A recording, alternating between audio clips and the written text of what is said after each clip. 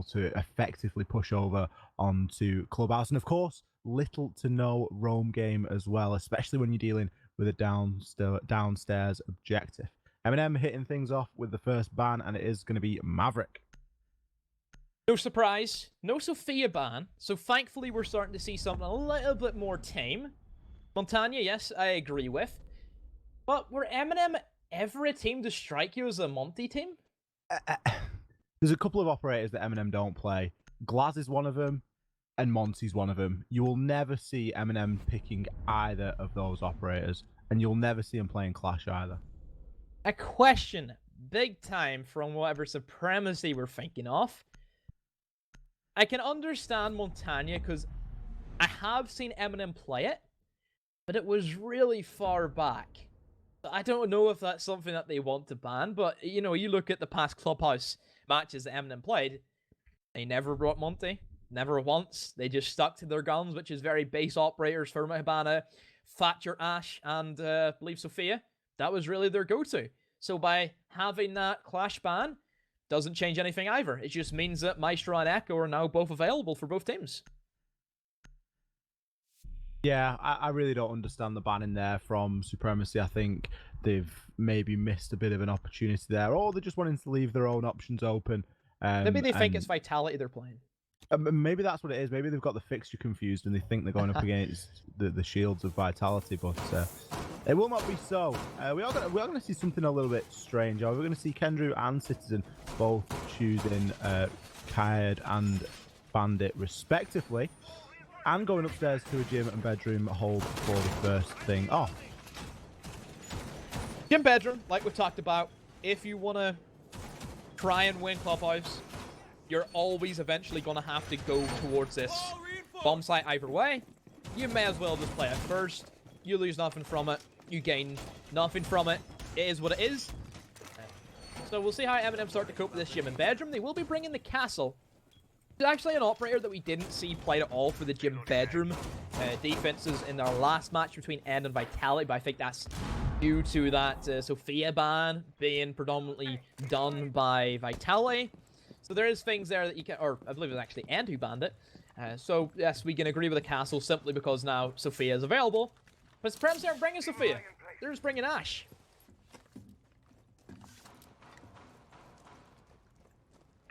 Ashe being sometimes all you need. Zephyr, of course, providing that little bit more utility in terms of destroying the bandit's shield and being able to push on through with the lifelines and stuff. But it is, you know, it comes down to personal preference a little bit. I think if you're doing that such a specific job, I'll be honest, I don't think Supremacy would have been expecting for MnM to choose this as their first choice bomb site. Anyways, it could be a bit of a surprise. Saves, opening things up with a headshot over onto Poseidon. Doki with a double with a pistol, goes for the third. Pre-fire shots out over onto the roof. Trying to make good use of Castle there after he's placed down his barricades. 5 versus 2 with 2 minutes left. Already, devastation lying at the feet of Supremacy. K6 and alive by Doki. Cat as K6 will walk away with a clean kill onto the castle. But I think the damage has been done. Doki has done enough.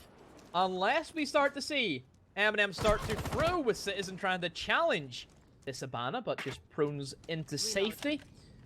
That does alert the players of Supremacy that MnM are up for the fight. They want to go for these aggressive plays, and I'm sure probably the adaptation in the next couple of rounds will probably start to follow in for Supremacy. They'll know that MnM are looking for these early picks, looking for these kills, and they just kind of send Alive over to start hunting them.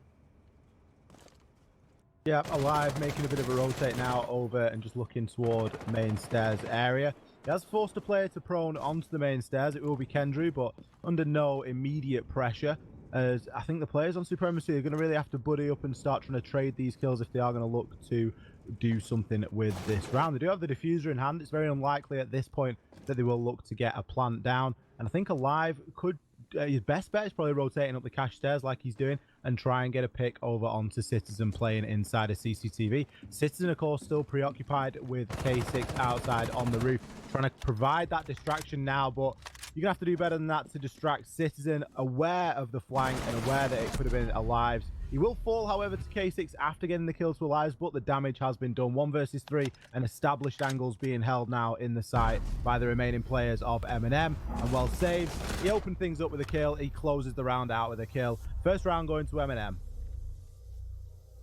MnM, as easy as you like. It was done within the first minute. You have to give credit. Doki just went big. Saves also got a kill. Supremacy need to start waking up, and real quick, because we know the momentum and the snowball scenario that MnM always have on their tool belt. This team can go from 0 to 100 really quick. So we'll have to see if they can keep that train rolling, keep it going, as they head to a church and Arsenal. Looking toward a church and Arsenal now, and we are going to see Doki choosing to bring the Echo. Kendry's switching out over there. Can't decide whether he wants the mute or the Cade. He's going to go for the Cade and try and keep hold of the hatch. So instead of opting to, or as well as kind of impact tricking it, he's going to be able to try and Cade it as well. I do believe that's going to provide a good bit of value there, because if they are able to keep hold of that with only the Hibana being brought. I suppose they've got a Thermite as well, so Thermite could be used to try and get those hatches open, but it would be a heck of a lot of utility to deploy just to get the kitchen hatch open. Yeah, this was what MnM will like to do on their clubhouse. They did this against Pact whenever they won 7-1 against the Polish side. And it's where they have Kendrew stand on the box inside a memorial, a little vaultable area, and then he can Kaye trick that memorial drop from there. So that's what they kind of did last time, and I'm sure they'll probably stick to those same lines once again.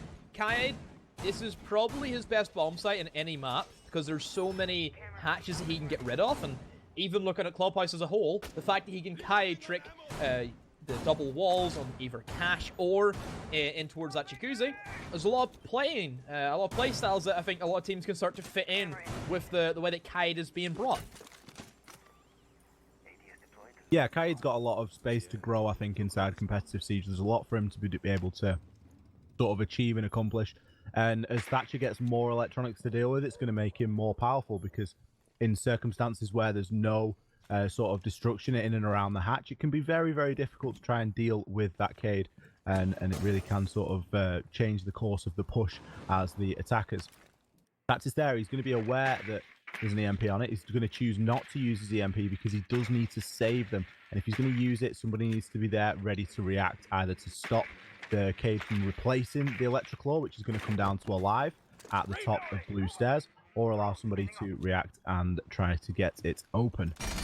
Citizen moving up main stairs, sorry. He's going to be seen by a drone, and he's going to rotate back down onto the site, as that is information that the attackers, are going to be using at that point to try and make a push down onto him. Very slow start to this round as we move to the halfway point. Alive, just making his way down blue stairs, but he doesn't really want to overexpose himself all too much. MnM are working with a lot of information in this round, and they don't need to get aggressive on this.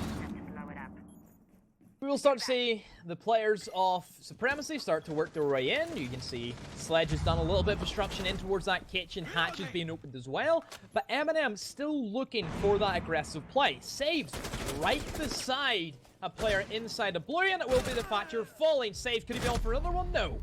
Alive, the Ashmain, one of the top fragers we have here inside of EU Challenger League.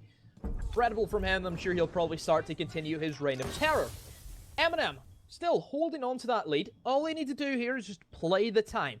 They do have smokes. Nell has already used one of those, and they also have Echo drones. Doki on an Echo, a very weird operator for him. Citizen tears apart K6 before the refrag comes in from Poseidon, but still a worth trade nonetheless. Kendry looking to go for the impact trick, but there has been some X-Kairos detonate right beside the triple wall, so it's something that MnM need to take care of and keep in mind, as we're going to see a roaming Echo for the rotate, but Doki will come in contact with Alive, who wins that battle outright.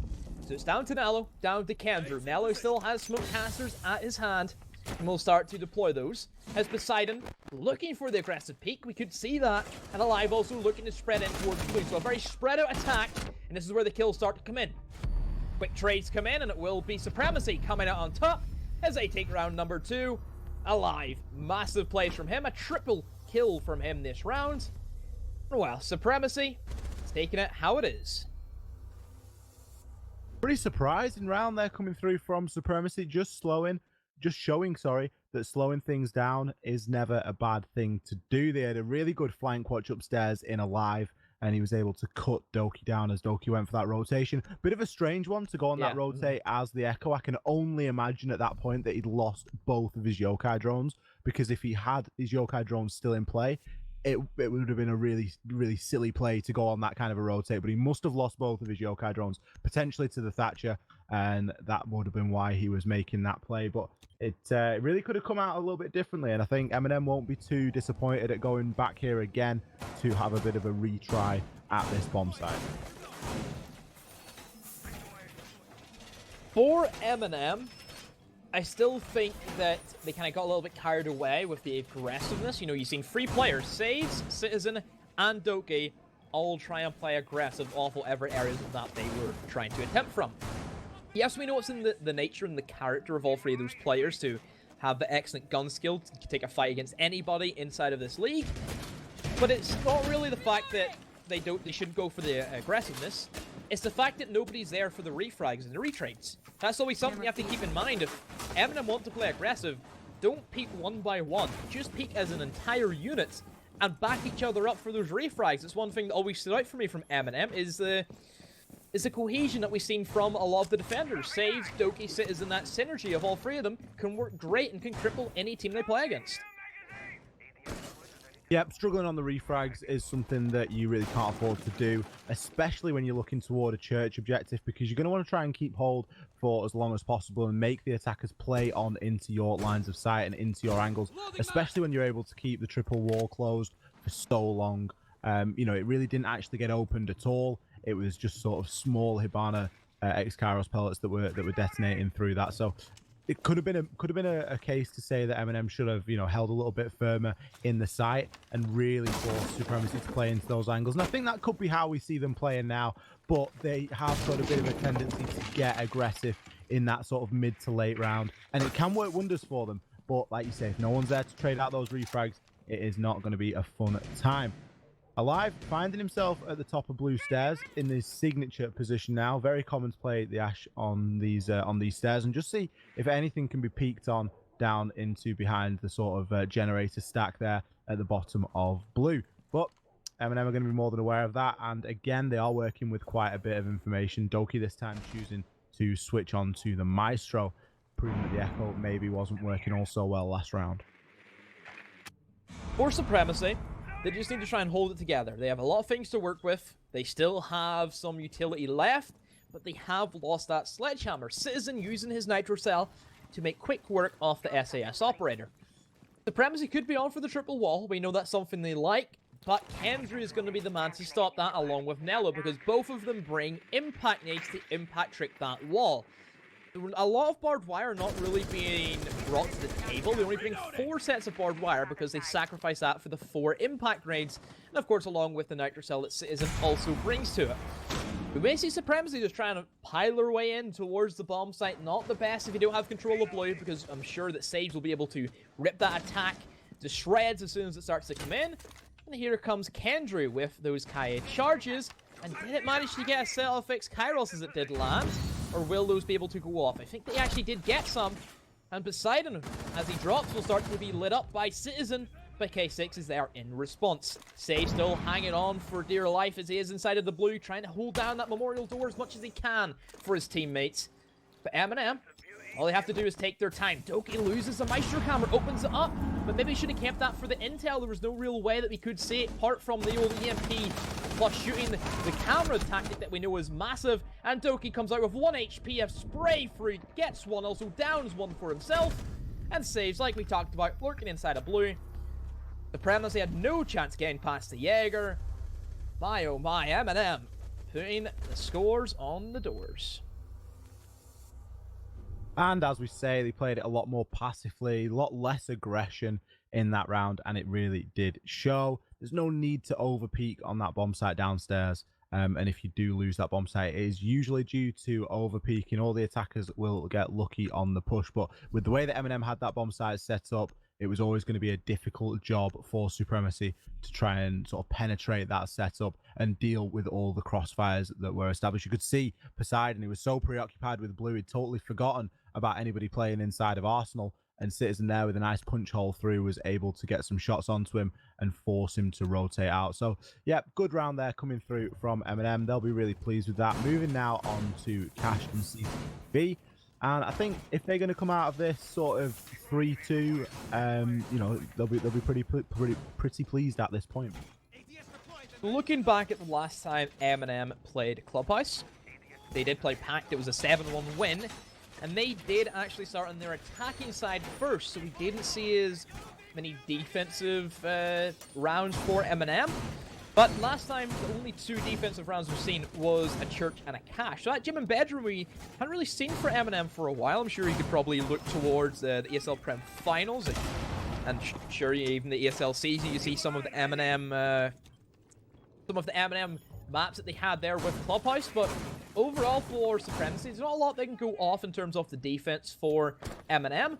But for the most part, it's very standard stuff from the Marshmallows. There's nothing really out of the ordinary in what they do. They hold Catwalk, they try and go for bandit tricks, they're bringing Kaid for an extra bit of backup.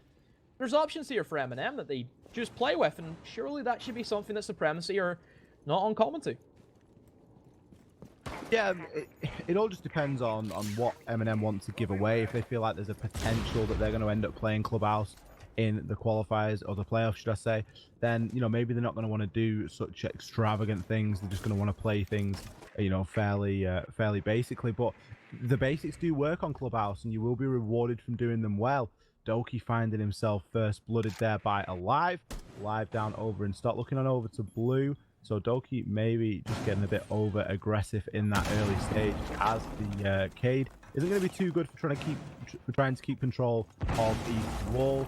The bandit battery will be Ash charged off. Citizen's going to go for another, but I'm not sure if he's going to be safe in doing so. Tactis does fall to saves. Kendrew, he's on 1 hit point and a dream playing that Garage Catwalk. The round progresses about the halfway point, and we've lost a man on each side. Supremacy, where will they head from this?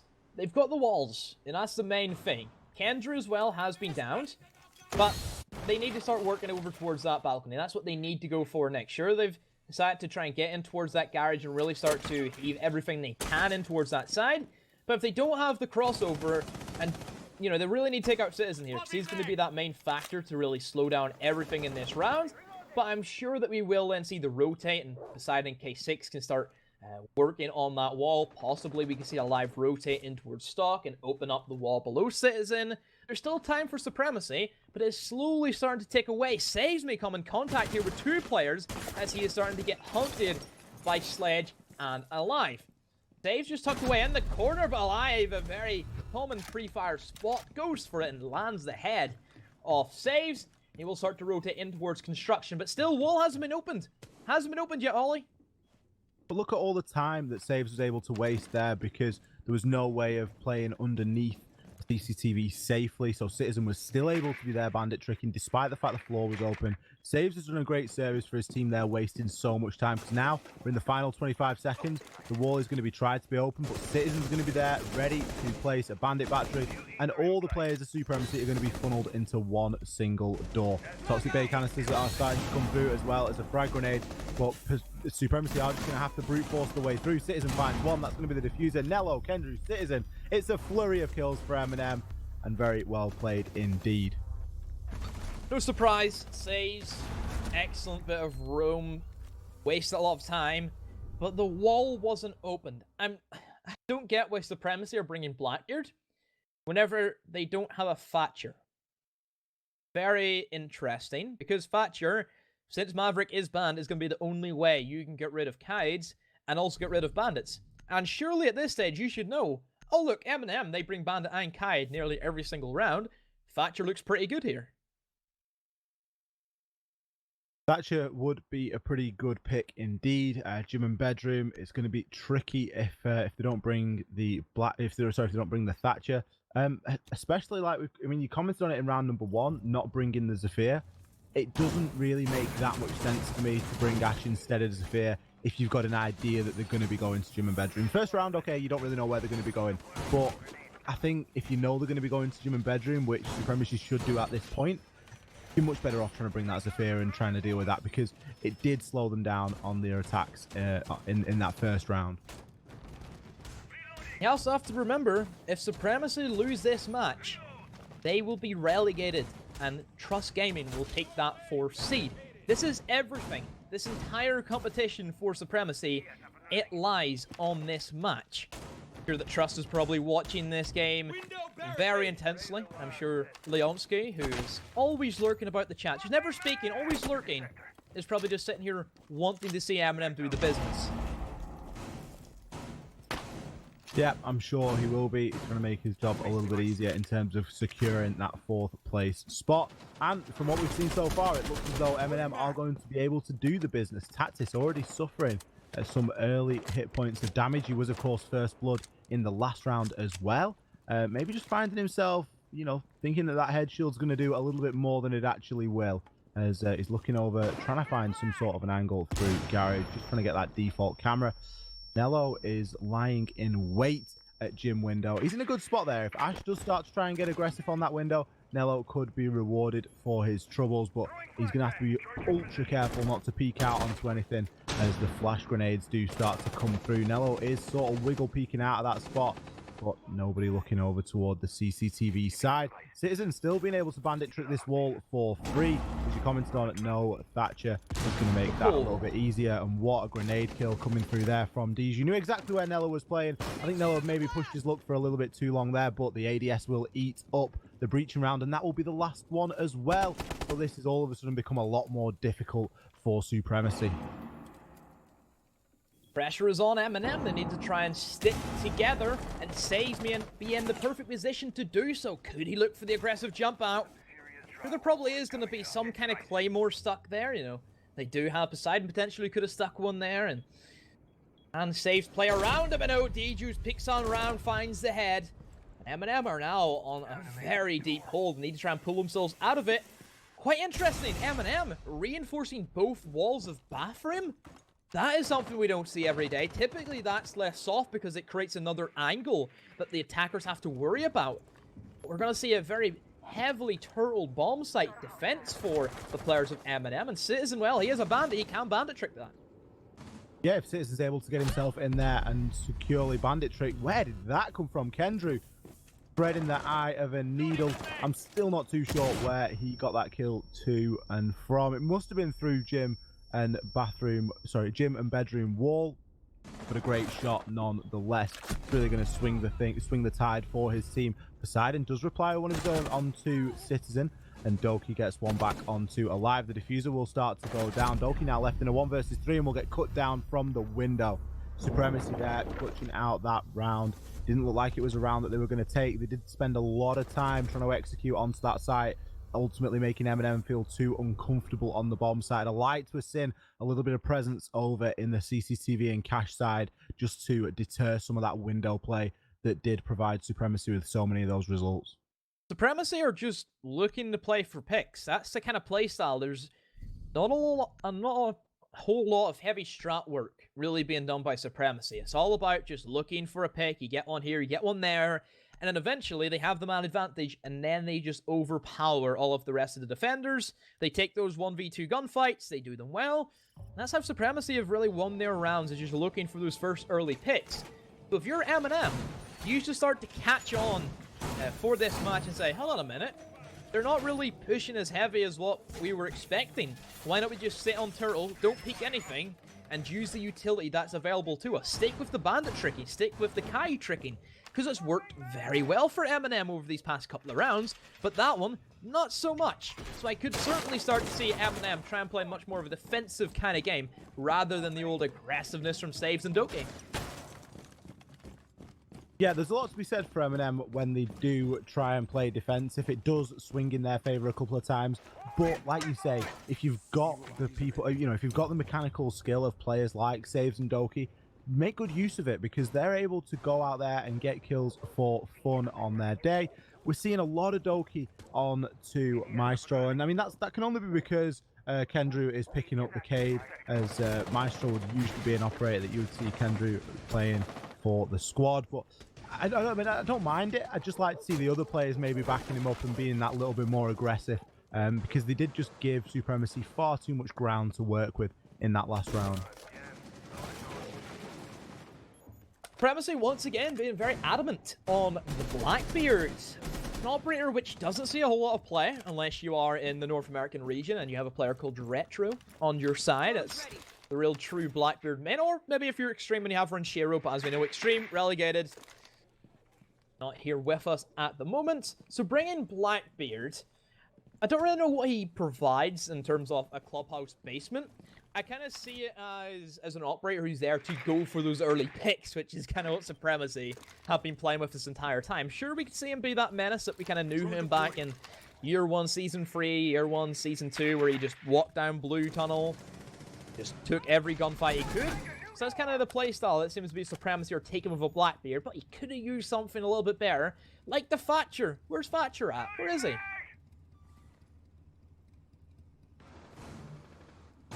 Even knowing that Kendrew's going to play onto that Cade, you need to be bringing that Thatcher, because it's going to make those hatches very difficult to get opened.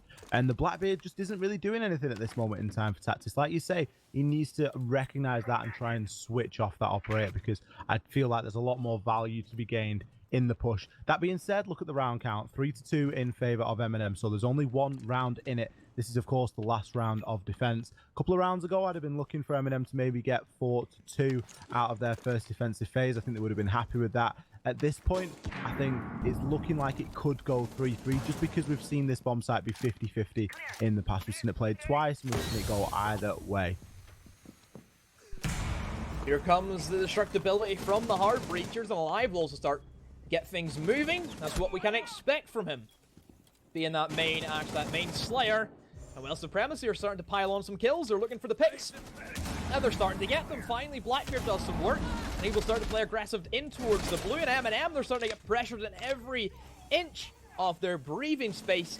And it's now Citizen inside of a 1 versus 4. Supremacy starting to go for the defuse. Will have to be a post-plant retake from Citizen, but he doesn't even get that far. Supremacy, great round from them, and they've squared things off 3-3. This is where things get interesting, Ollie.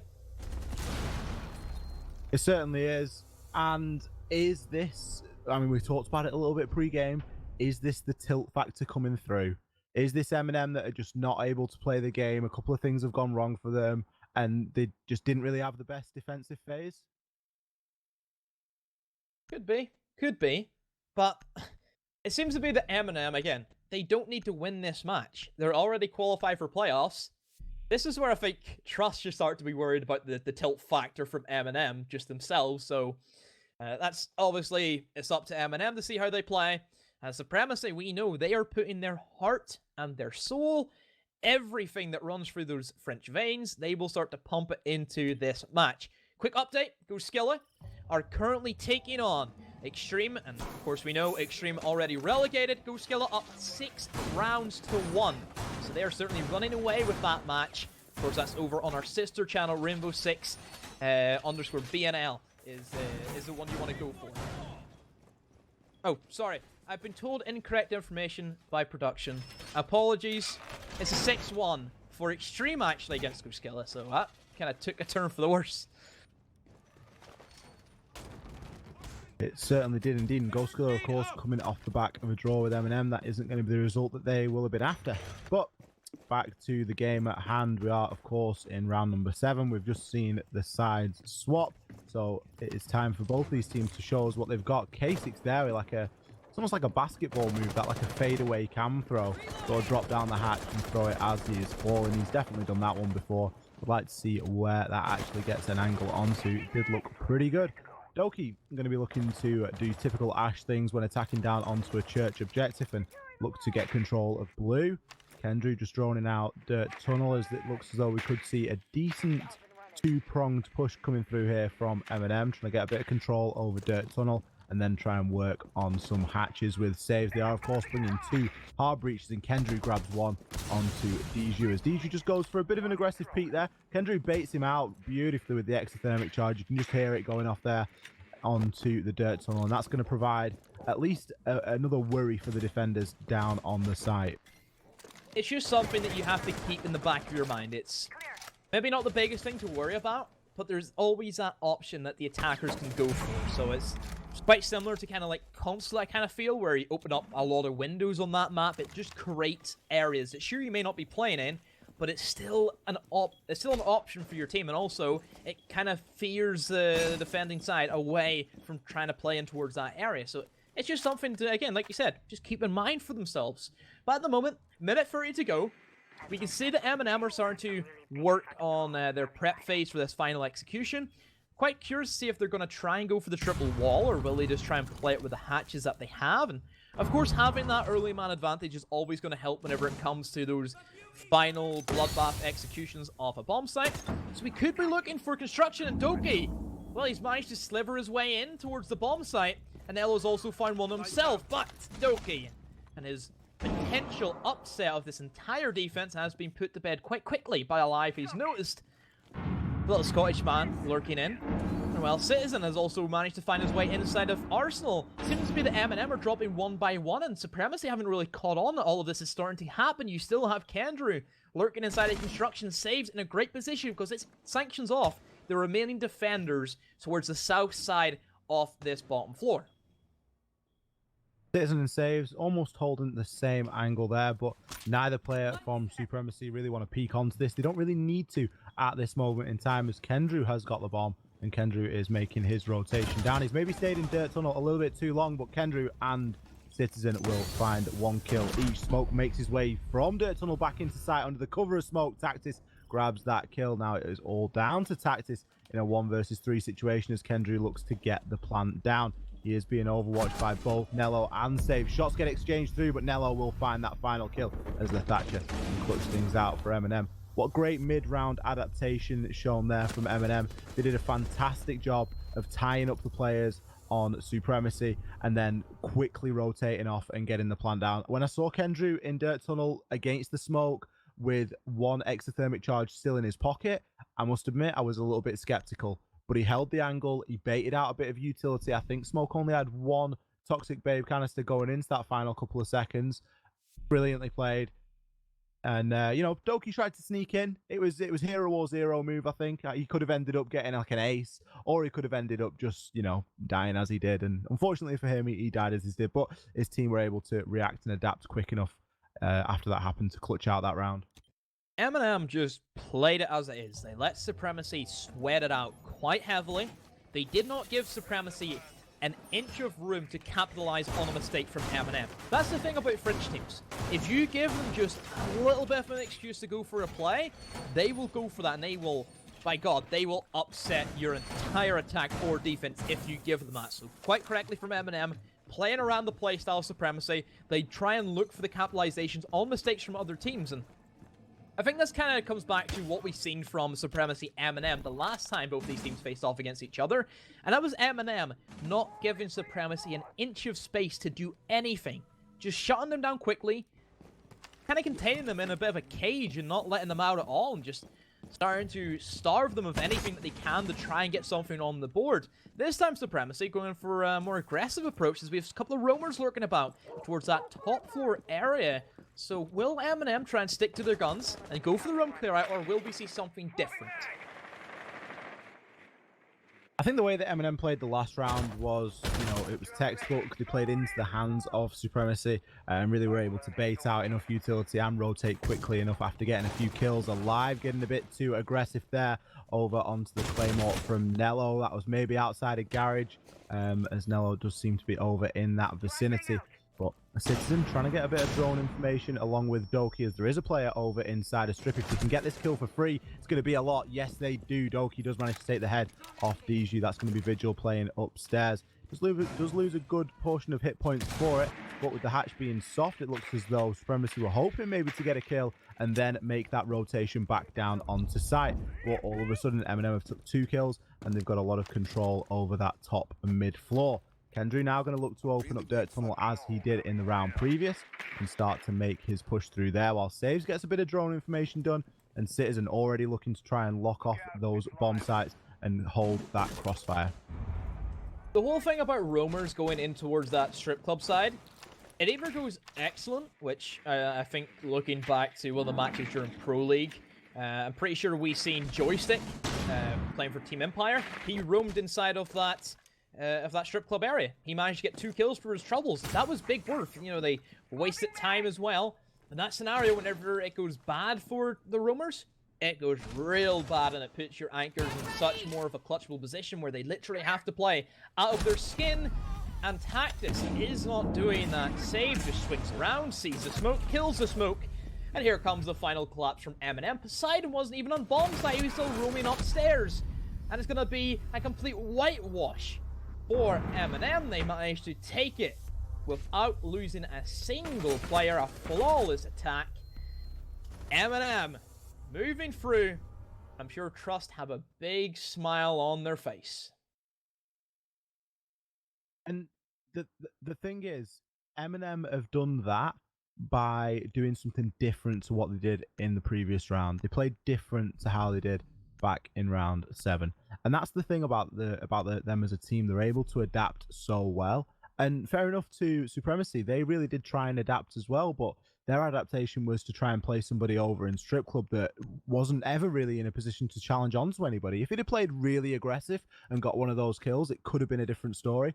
But MnM were able to shut that roam game down really quickly, and it was, you know, it was all she wrote. It was almost won at that point in the round as those first 2 picks came through within the first 45 seconds or so.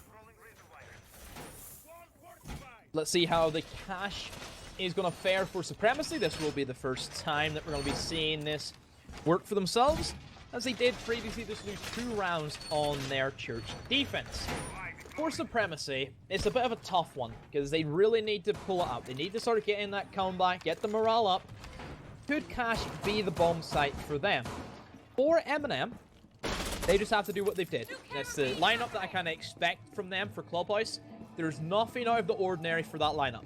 They have soft breach, they have double hard breach, they have the EMP grenades for any bandits or Kaids, and also the fact that they can use Doki's breaching charges as more so of a bandit denial to go below potentially in the stock, or they could potentially use Citizen with his lifelines. There is options here for MnM, but at the moment for MnM, they've kind of changed their playstyle up a little bit, even looking back last week, where they're having Doki as much more of a solo lone attacker. He plays by himself, he drones himself in, and he just gets frags. It's kind of what we see from a lot of Ash mains these days. Yeah, it's almost becoming a new thing for the Ash mains to be able to throw themselves in. And I think that just speaks to how much the other players and the support players on sides have to do now. There's so much utility to deploy, and there's so little time to do it in most cases that they've maybe not got time to be droning Ash in as well. So it's almost like, you know, go and drone yourself in. We'll make calls for you. If you can react on them, brilliant. And he does see results from it, and it shows, you know, how well he's progressed as a player, that he's able to sort of fit into that role. You can see that the wall now being opened, it's almost provided full control for MnM, as no one really from Supremacy is contesting that. I believe we've got somebody at the top of Cash stairs and maybe somebody over inside of Cash, but in reality, with Kendry repelled upside down on that breach, it's going to be very difficult indeed for anybody to make a rotation through.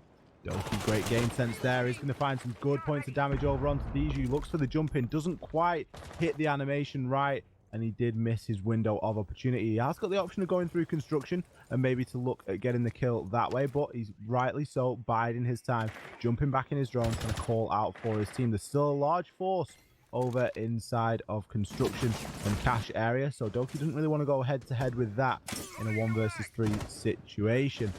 But a minute left on the clock and all 10 players still alive. Who is going to be the first to fall? Good to see Alive try and do some pretty crazy things. We know that he is that big impact player for Supremacy, has the highest rating and the highest kill death ratio for Supremacy. MnM, very unusual strategy, using those X-Kyroses to kind of sanction off everybody inside of Lounge, not allowing players like Poseidon with the C4 to deny access to the plant. And well, it's just been a complete swarm for MnM.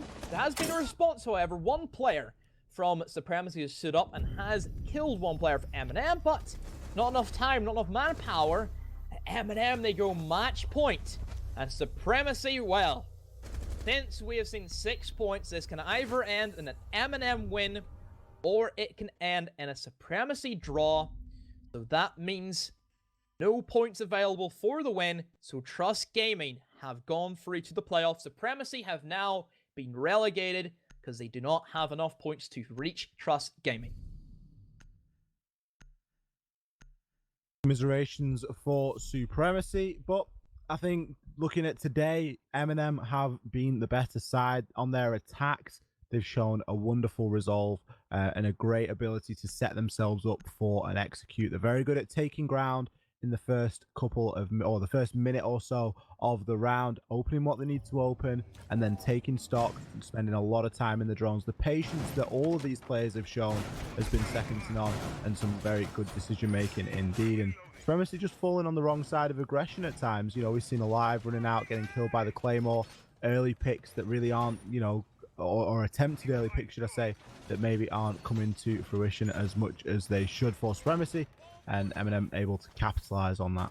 And a great spread of kills as well. You can see there 8, 9, and 7 and 5 for all the guys over on MnM. So a very equal kill count to boot. I really thought heading into the halfway break that we were going to see something magical from Supremacy. They managed to split it 3 rounds apiece on their attacks. And on Clubhouse, where there is Echo and Maestro both available, you kind of favor the defense in many circumstances going into it. And Supremacy, I always thought, were very strong on their defense. Their retake strategies, where they like to adapt off weaknesses that the other team shows against them. Doesn't work if MnM are playing on top of their game. I really thought Supremacy were going to be in it to win it, but that just locks it out. MnM on top of their game. They've managed to take 3 attacks on the bounce. And well, will they try and take 4, as this will be potentially the final round between both of these teams? And that's really what it's come down to. It's come down to their attacking ability. Doki there with a great entry kill over onto K6. Valkyrie now going to be allowed to hop into the cameras and just see if there's any information that can be called out for the team. But a large loss at this point, especially with a C4 in hand. Citizen still not wanting to get too aggressive over onto Kitchen, but he is going to pay the price. They're usually going to finish him off with a Pokeball as he gets that kill from the top of main stairs. Now control has been gained from upstairs by Doki. He's trying to get some shots down through the floor, but the bars aren't playing in his favor, and he will be down. Nello going to try and join the fight now, as we do seem to be looking toward this round, maybe going a little bit more toward Supremacy's favor. They seem to be stepping things up a little bit on this off-choice bomb site, it is fair to say. After, I don't know how long I've been waiting for this. Like, you know me. I have literally said every match we've done Clubhouse, which has been a lot of matches we've cast of Clubhouse during the season. Only just one bar and stock, just one. That's all I wanted. And I'm finally seeing it, and it has been pretty contested. MnM have kind of looking for the early picks. I want to say they're looking for the place to then just go for the push and try and execute on, rather than what they've been doing all game, and that's very dictative strategies where they like to sit back and wait for Supremacy to try and slip up and then finally go for their quick executions. They have great coverage, and they're just going to start to walk on in. Kendrew double from him, and this surely should be the end of Supremacy, unless we see Alive and D-Juice pull out a rabbit from their hat, it seems to be, as Kendrew will start, I'm sure, to go for that defuse. D-Juice and Alive starting to stack up against each other, but Nello will win that gunfight against the castle. D-Juice, how strong's your nerve? Not that strong. MnM take the bar and stock defense, and that'll be MnM winning 4 attacks on the bounce. 7-3 is how it stands. Supremacy relegated, Trust going through to the playoffs, and MnM certifying, I believe, their 2nd place position.